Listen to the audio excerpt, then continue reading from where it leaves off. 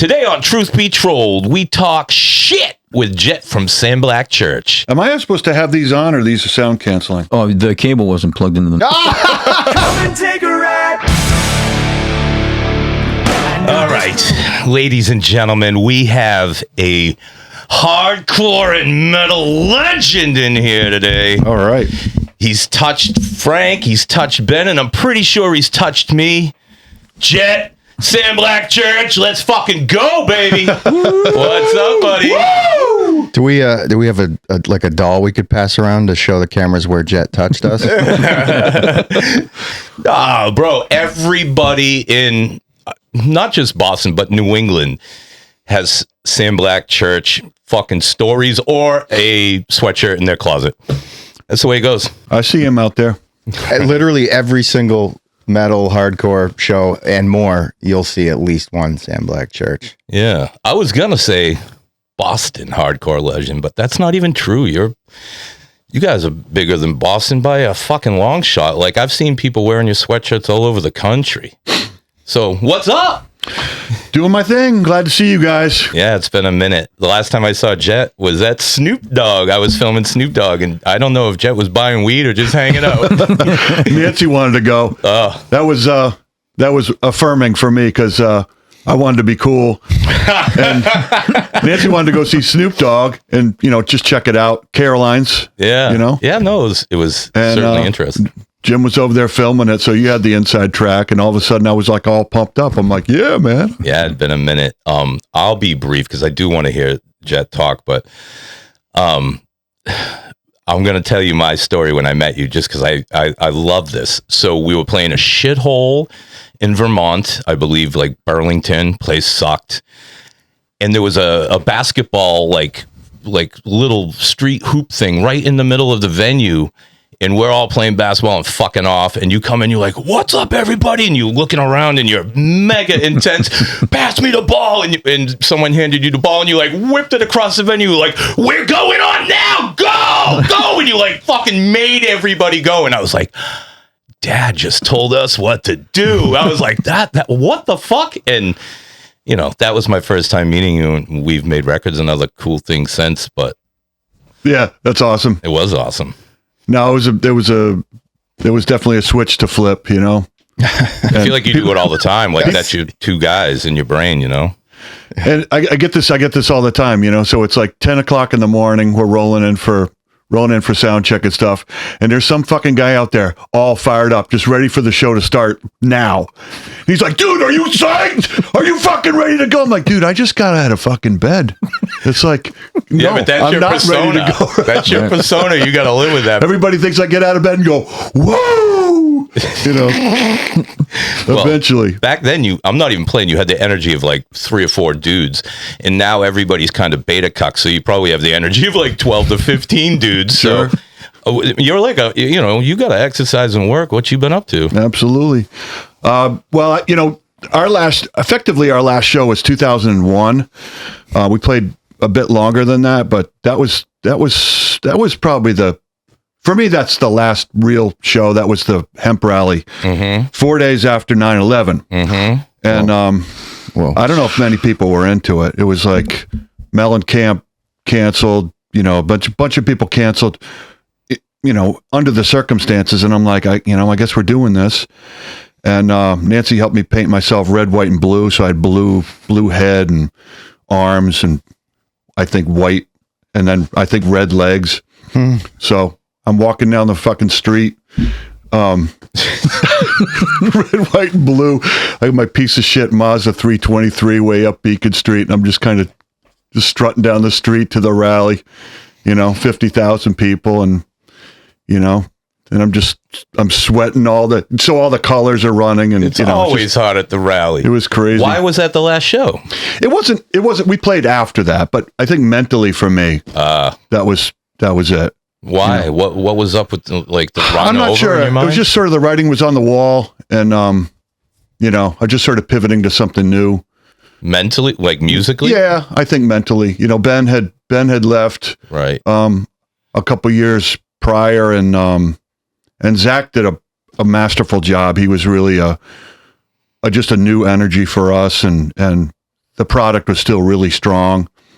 But it just started to fizzle out. You know, I got married in 98, and then, you know, we moved out to Milford.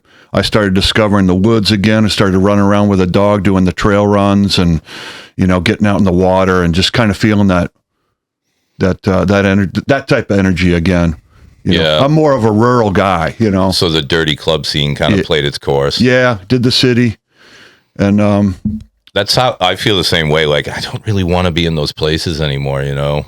And I don't know about you guys. Same. Yeah, it's just kind of not for me anymore either. And it's been a while too, but let's talk about the heyday, dude. Like, what are some of the, like, because I'm telling you, like, you guys were, when I was in high school, well, just getting out of high school, you guys started crushing. And as like someone who grew up 20 minutes outside of Boston, like back in those days, you only heard about shit through word of mouth. Yep. And we'd start hearing about this band and all this. And then, you know, when you get into bands, it's like, I'll tell you, I did the math earlier and I thought, okay, Sam Black Church is certainly in the top 20 of Boston bands, and I'm including Aerosmith, Extreme, Jay Giles, The Cars, fucking all of the greats, Boston, all of it. Like, that's the kind of noise you guys made. And like, what's the pinnacle of that? Well, I would just preface it by saying that we, you know, except for Richard, we all came up from West Virginia, you know, and it was Ben's idea to do something really heavy. And we're just trying to figure it out. JR was a couple years younger than us. He was a drummer. Ben and him had played together before, but we arrived in the early 90s. You know, JR was from Virginia too? Yeah. Oh, I didn't know. Yeah, West Virginia. We were born in Rhode Island, but that's, you know, we came from West Virginia. But anyway, the context for me is that we arrived in the 90s, and it was just so fertile. Like, and we had no context about it. It's like, all right, there are clubs here. Oh, you can play on this bill. You can play on this bill.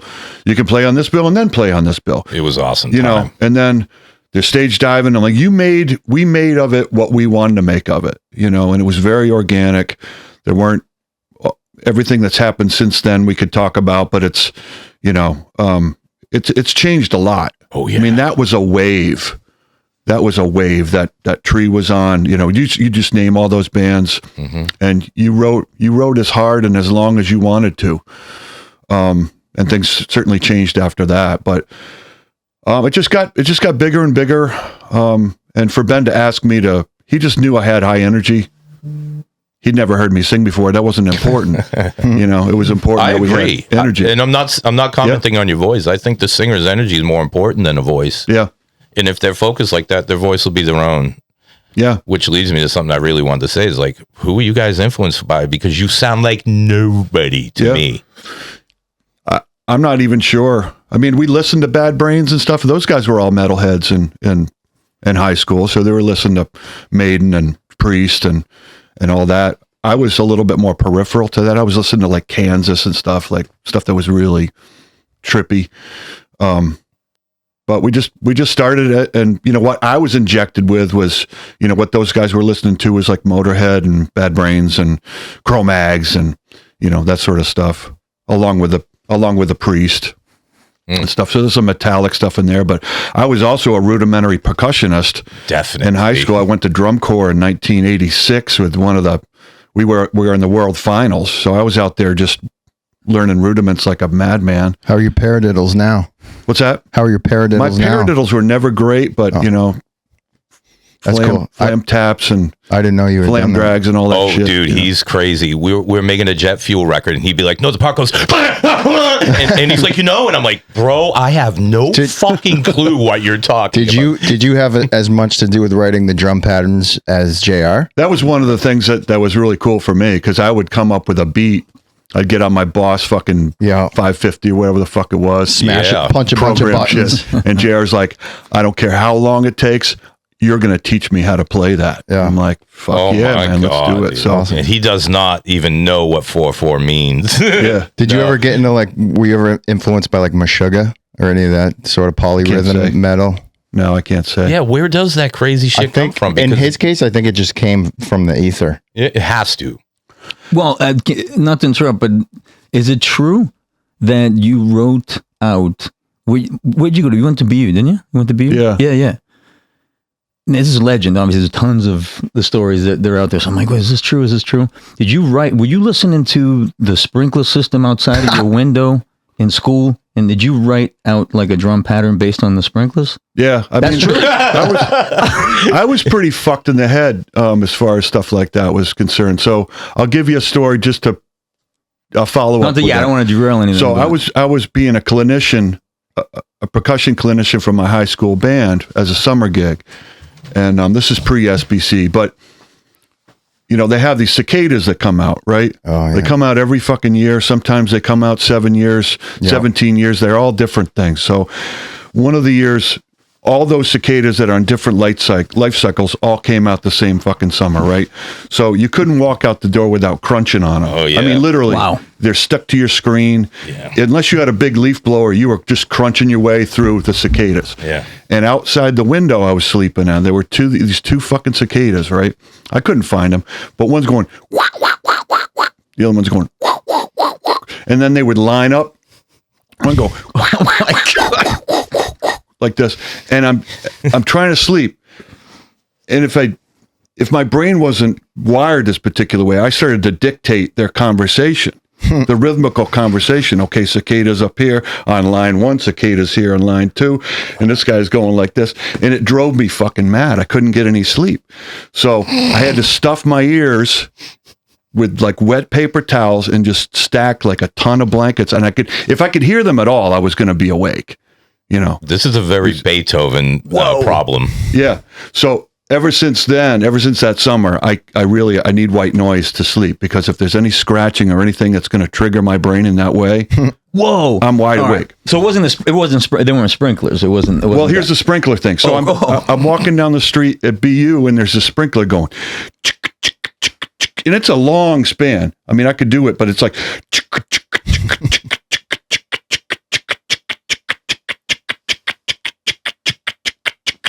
This is a short. Verse, chorus.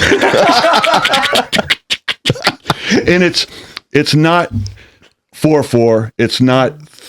It's it was 12, 18. a measure. I was trying to figure it out, and I'm sitting there drumming, you know, and I knew it was like this. I couldn't quite figure it out, but it was several measures and like 7/16, you know, on top of the several measures. Yeah. But then you have to cut it. I don't know. It was something I tried to figure out and sat there for probably a half an hour just trying to play along with a sprinkler system. But that, again, that's another indication how fucked up I am. But I think the other thing that happened, Jim, was that there were bands like Helmet out there. Fuck yeah. You know, where they're going, and I just like that. What I like to do is take a 9/8 rhythm or a 5/8 rhythm or something like that, stack it on top of a 4/4 to get that groove. You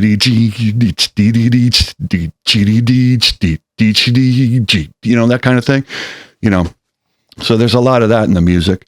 Secret formulas, 5/16. Yeah, that's in particular the song I'm talking about. You know, that kind of thing. So the band was prepared to do that. We didn't want it to be, and Ben would say, well, I can understand what you're doing, but it doesn't rock. Well, it does when you put that 4/4 it doesn't over it. rock. So Ben's his brother, by the way. yeah, Ben's my brother who got me into things. So just to circle back to what you're saying, it was rhythmically, it was sort of a playground for me. Like I was the vocalist and stuff, but I could add riffs, Right. and I could add beats and that stuff, and then we would deliver it on stage. You know, so that And was your rhythmical timing as well could be sort of a polyrhythm over a 4/4, like the way you would sing. yeah, exactly. yeah. Exactly. Or you turn it around early and, you know, whatever you want to do. But that was really fulfilling for me because Turns out I could be creative a lot more than just what the vocals were doing. So yeah, that was awesome. Turns out it does rock. Most of the time. Yeah, it does. Drummer shit. I don't know. I like 4/4. It is. Yeah. It is. Well, it is, With but a little- AC/DC would disagree. No, Yeah. I love it. But I can't It's 4/4 and more. do it.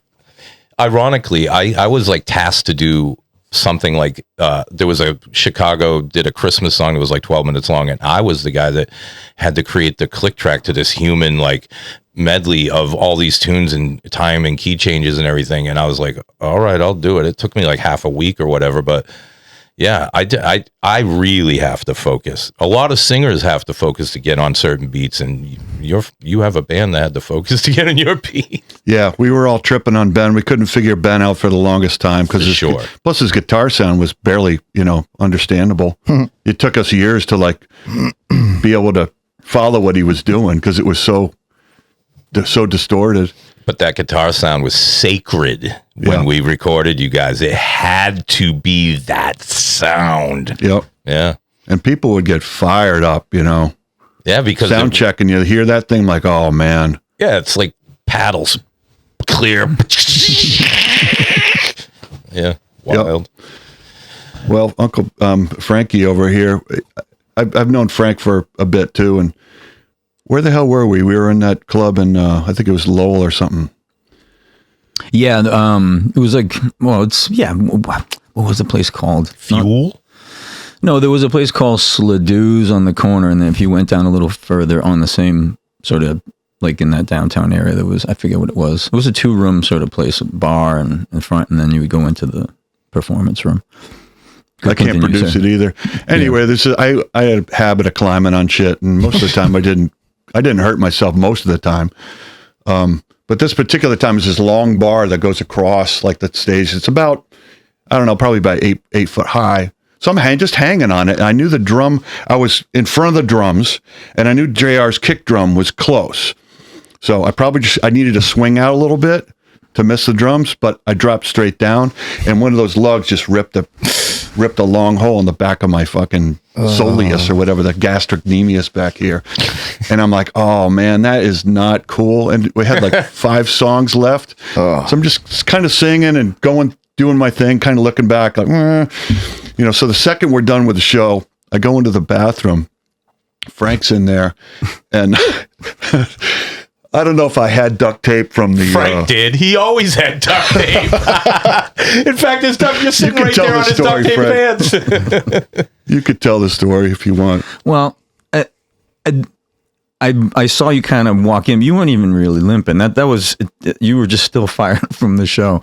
But I knew that... I saw you fall. So when you were like, hey, yo, man... help me out with this, and you like brought your leg up real fast, and dude, this you were just like, ooh, was there bone sticking out? Dude, it was this blunt hole, like you know what I mean? Like, like somebody like just pushed through. Oh yeah, dude, and you were like, yeah, man, hold this for a second. You were like pulling the brown paper towels out of the dispenser and putting water on it, and you're like, all right, slap this on here, and you tape it on, and I was like, yo, Jen, I'm gonna throw up, man. I was like, all right, is that tight? Is that too tight? All right, here we go. Yeah, man, we're good. Yeah. Quick, and then you just walked out of the bathroom and went back over to the gear, and I was like, oh my God. I had to go to the hospital. I had to go to the hospital also when I hemp rally, I climbed up some fucking thing, some Eddie Vedder era, I do remember that. Metal poles and shit. Mm-hmm. Just ended up smashing I took my eye off the wheel, smashed my head into the metal pole, and then got this little shiner up here. That was the last song, thankfully. So you feel that, you get that drip of blood. You're like, okay. Just walk off stage straight into the ambulance. Good. The drip of blood from your head's way cooler than that wet feeling in your shorts during a show. Especially if that's blood too. Oh, well, Jesus, Ben. Heyday was good, but we put it all out there. And I will say, I'll speak for, if I can speak for Frank, like having a brother on a team is pretty hard to reproduce. It's like you're always egging each other on. You're always trying not to disappoint the other guy. There's something about the energy, I know, I agree with that. And there's nothing like it. There's nothing like it. We got friends from Walton, the guys in 7th Row Crew. So you get the Lawn Brothers too. They, those guys being in a band for as many years as they can be, and then another band. It's important, Yep. And I don't know. It just doesn't. Not to say that anybody who has played in the band afterwards, different lineup changes or whatever. But when you're with you know what I mean? with your brother. I don't know. No, you just didn't want to puss out, you know? No, just man. like, I'm not mailing in one show. I don't care if we're playing in front of 5 people. I'm going nuts, you know? Oh, you did. Yes, you did. There wasn't a ton of people at that Lowell show, and that's not, disrespectful. It was just one of those shows, the off night. And I was like, I want to go see them. You know what I mean? I happened to be able to go, and I went. And, you went crazy. Y'all played in Boston like, 10, 12 years ago. I filmed it. I recorded it in Pro Tools, and it's all just sitting in a little vault waiting for you to be like, hey, we go got to for get it. that out. You gave me the drive for that. Yeah. Yeah. I'd be more than happy to bust out a few songs and get that out. Yeah. Needs to be mixed real nice. And we can, of course, but, just that's the only thing that needs a little more time is to make sure that mix is right on. I got it on the shelf. Those are 3 nights in a row, and those get harder to do. That must have been, what the hell's the name of that club in Cambridge then? Right. The Sinclair? Yeah, exactly. Sinclair. Yeah. Yeah. Yep. It was a pretty good show because you had Unearth and you had someone else opening on that. Was it Sinclair or was it the Royale? It was at the Royale that was when Unearth was on that one. Royale was on 07 and later on was Sinclair. I think Sinclair was after that, yeah. If you ever want to pick that up, let me know because it's just sitting there. Yeah. Well, you asked about Heyday. I mean, we weren't making a lot of money, but we were just sort of on a mission and, rolling through places and, Sean was managing us. The merchandise was always gigantic. The crowds got bigger, the experience with the crowds got more and more refined. I felt like by the end I could play in front of 30,000 or 500. It just didn't matter. I had tricks up my sleeve. Jumping off of speakers was never perilous, luckily, but there's at least a couple pictures of it, which are super cool. Last time you all played at the Palladium, I think there was some incredible shots of you doing that shit. Palladium's got some really cool shots. But I only hit the floor one time real hard. I know our friend Steve Mateo, who wrote the lyrics for Real Life, like punctured his lung jumping off a stage and hitting the floor. So that was great. And puncture his lung, he burst his lung or whatever you call it. So I'm in Cincinnati and we're just trying to work a tour, get new fans. So I'm like, I get all these people ready, and I have a lot of experience at this point. I'm pretty sure they're going to catch me. Certain they're going to catch me. Nope. It's like the first song, and I'm like, whoa, ooh, like this. Oh fuck, So I'm like going around the side, and I got 11 songs to go. I'm like, this is going to be a long night. So, but what'd you land on? I just landed flat on the floor. Jeez. On my back. Oh Jesus! Oh, God. Yeah. You honestly, like a lot of people, oh yeah, you gave it his all every night. People talk about those people, dude. You absolutely every single performance that I've ever seen you just full on nonstop. I'm like, whoa. Yeah. And obviously I'm different genre of music, but to see that kind of energy all the time, dude, it was inspiring. I was like, wow. I was like, how do you do that? Dude, follow up on that statement, though, because I feel like you're a touch of the Quentin Tarantino, because you, when you would put on these shows, would bring Jet into the theatrics of it all, which is like, not to say that it was over, but like the band was done, but it was like bringing back John Travolta. He'd be dressed up as the devil, swinging across a venue or whatever. Like, I mean, yeah. Well, we were fortunate to have, just a friendship, because I wasn't part of like the hardcore scene, man. You know what I mean? I think the first time that I officially met you was at Cambridge Soundworks when you came in to buy speakers. Yep.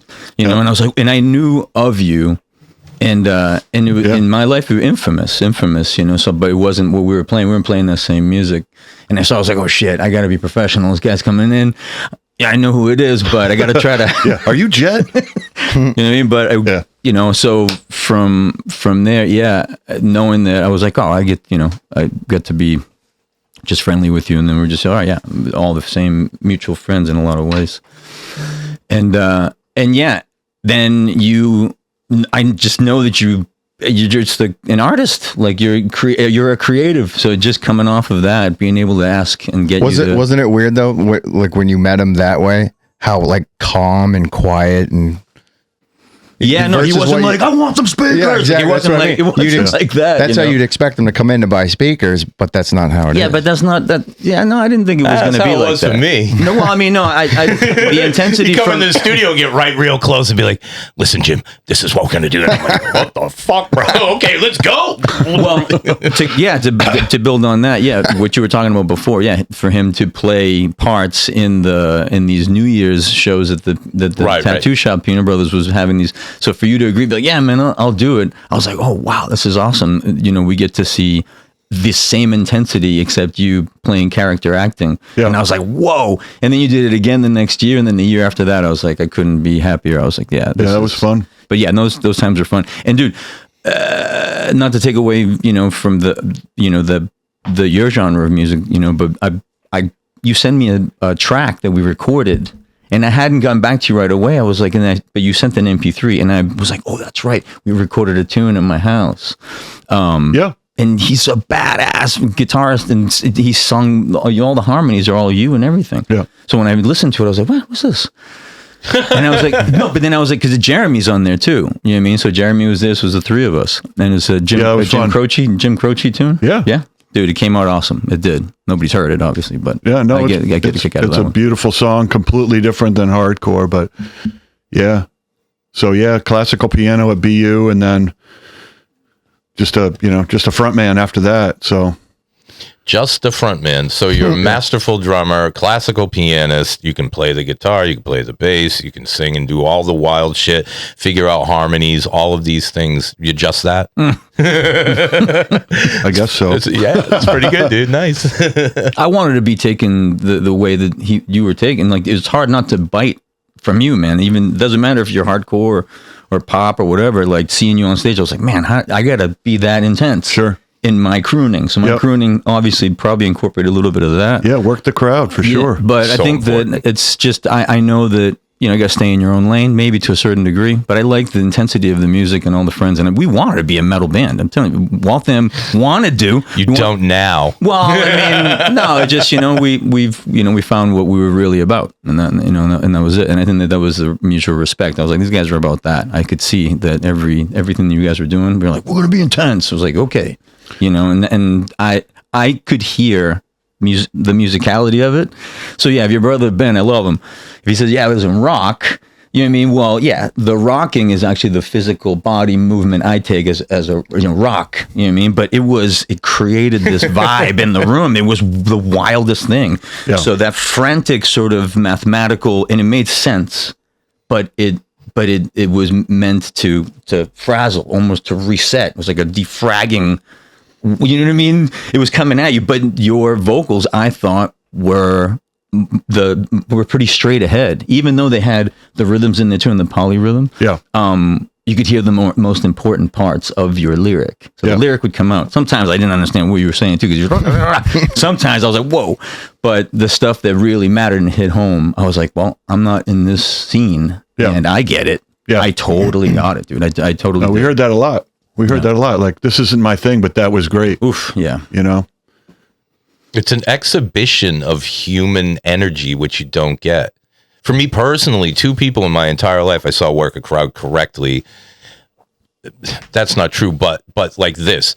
You and Chester Bennington went into the crowd. I watched, like, real interaction, like, dudes that gave a shit and wanted to engage and rile people up, and like, that's how you make real fans. There's no other true way, unless you're some kind of fucking magic or some shit, I don't know, but engagement, and you mastered that.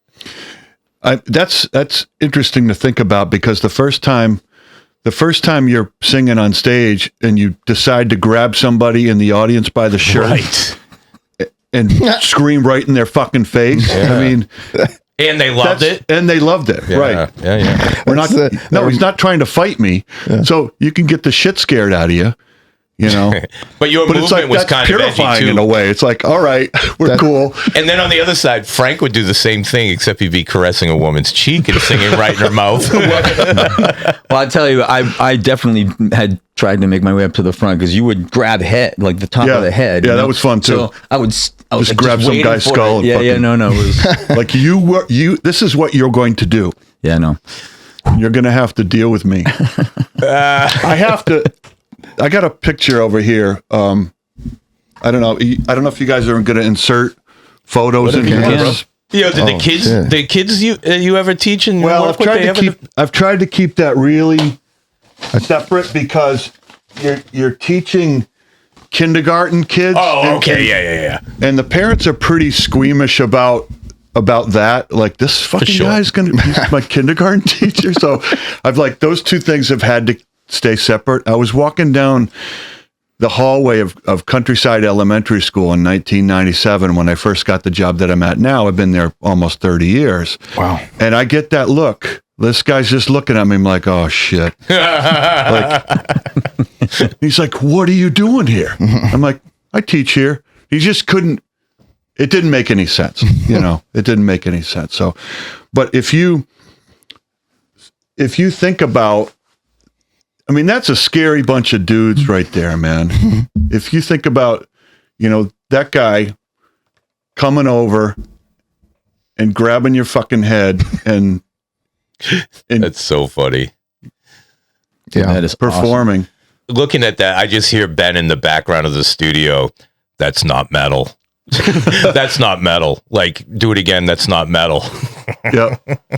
Redo it. But yeah, no, it's just, this is so, and I think that's actually the other reason I brought this is because this is actually that club where I ripped my leg. That's apart. the one. Yeah. Nice.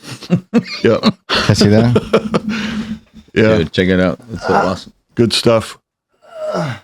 Dude, you've influenced so many people. Yeah, many bands. So many bands are influenced by Sam Black Church and your the way you front. With you saying that just the front man, dude, is so much. Like Jimmy said, you're so much more than that.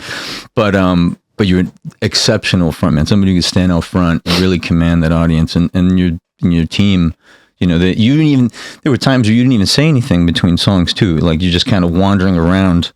Yeah. Back and forth and pacing, which was even crazier. I was like, oh, is that, and Ben would say something, or Richard, or whatever, or JR, If you talk to Jonah Jenkins, he prefers that. He prefers me to be more of a madman. So if you hear me talk, then you're like, oh, he's not that insane. But when I perform that, and then I say nothing between the sets, I just sort of stomping around, like waiting for the next red meat to get thrown around. That's what Michael Jackson did too, though.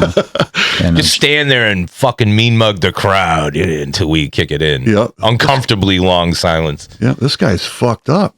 Jonah's right. But that was you all came from a dangerous scene, and you were a dangerous dude, even though you were a gentleman and a nice dude. But you had that persona for sure, and just fit right in. And the safest place was on the stage, though. Ironically, 1,000%. Very dangerous in front of that stage. Yeah, for sure. Yeah. I will talk about the stage. I mean, you're talking about the heyday. That's the fun stuff. But I'll talk about that stage dive at the Palladium. I was in the habit of climbing up stuff and then not necessarily figuring out how I was going to get down. This is a perfect example of that. So the side stacks at the Palladium, they changed month to month, year to year a little bit. They were put these giant, large speakers. You probably even know the name of them. But we hadn't played there in a little while. I start climbing up these speakers, and I get to the top, and I'm like, "You were up there, boy." Is that like 15 I'm like, feet? Well, and then on the stage. Oh shit! And I'm looking down at the stage. And I'm like, all right, well, that's not as far down, but it's probably 1/2-inch plywood. And if I don't hit a stud, then I'm going through, and I'm hamburger. And then by the time I could even have any second thoughts about it, the crowd is all surging up and making you do it. It just, there was no doubt. There was only a few seconds of doubt. And then it was just white noise coming up at me. And I'm like, all right, let's fucking do this. Start the fucking song because I need to do this now or I'm not doing it at all. So that was pretty cool. The other thing about the speaker was I knew if I needed to jump out. Yeah, you couldn't push off. I couldn't push out because then the speaker would go like this, and I would go flat straight down. Right. So I had to jump up and out. Right. At a reasonable angle because I didn't want to tip the speaker at all because I'd lose all my momentum. So that was the other thing that was going through my head. Like I need to go out far enough so I can get caught. The other thing is like at what height and weight, I was probably 190 pounds. When do body parts start to break when you land on somebody? So it's like, you or the other person? Is there going to be a wrist broken? Is my rib going to get broken? This kind of thing. I mean, anyway, it's just, but you get done with it. There's that huge, let me say something. Blast of adrenaline. And there's a moment. There's a moment in your mind where you commit. And I feel like once you commit, you're safe. Yeah. You're safe. And this is what extreme sports guys do, F1. There's so many people, but what they're doing with their brains is they're committing absolute faith in what they're about to do. And unless you're just a fucking idiot, you'll be all right somehow, some way. Yeah. Well, there's videos of this guy was dropping from 80 feet. You seen this fucking guy dropping from 80 feet? I watched that shit like a month ago, dude. That was fucking nuts. That was really what you did was fucking nuts. Sure. What Eddie Vedder did back in the day with, all that shit was nuts. Yeah. But I mean, there's some epic photos luckily online of you doing that. I printed it up actually too. I have it. Yeah, I know. I'm just thinking about it. I'm thinking about, is that up in here? It might be yeah. You're talking about the palladium the physics and the science behind it. I'm like, when you look at the photo, you're you know what I mean? As far as judging the dive, your legs are like, you know what I mean? You're doing it in a way where, it makes sense. Yeah, but to be fair, he has like a 4-foot vertical. He'd jump off of drum rises and he'd be like 18 feet in the air. That's true. On another timeline, you were a professional wrestler or basketball player. No, it's just I'm a firm believer in that mental commitment that like, dude, it's not haphazard anymore. Your higher self says, let me see that. Thank you. Dude, it's cliff diving. Who got that photo? It's cliff diving.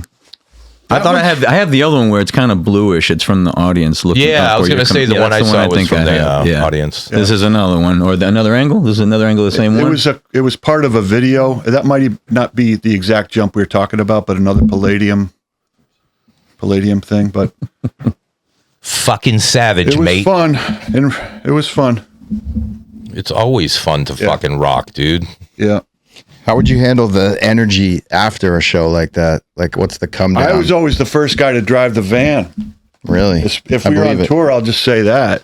Because I wasn't coming down for a while. I'll do a 5-hour shift. I'm like, Luckily, we weren't as big of drinkers as we are now. But, I had to play sober, too. It was really, really rare. I think it was 2 times I had alcohol on me before we went on. I had to be straight up sober. I had the opposite affliction. I also have to play sober, but I never do. Yeah. I always thought to myself, wow, this is the only occupation in the universe where it's 1,000% acceptable to get half in the bag before you go to work. I like it. Yeah. You asked how you came down. Yeah. Most of the time I would just make myself available, That's right. Like, how do you deal with like talking to the crowd afterwards? Yeah, I would go out. I would take a little me time, but I remember there was one. I wish there were pictures of this too. I mean, speaking of Burlington, we played a show there, and it was really, really hot, and I finished. I just wanted cold air immediately after the show, so I just went out with my cargo shorts and my Taekwondo slippers and no shirt, and I'm sitting out there in 32-degree weather, and it's just all the steam pouring off of me, So just like, and people would come up and talk, and I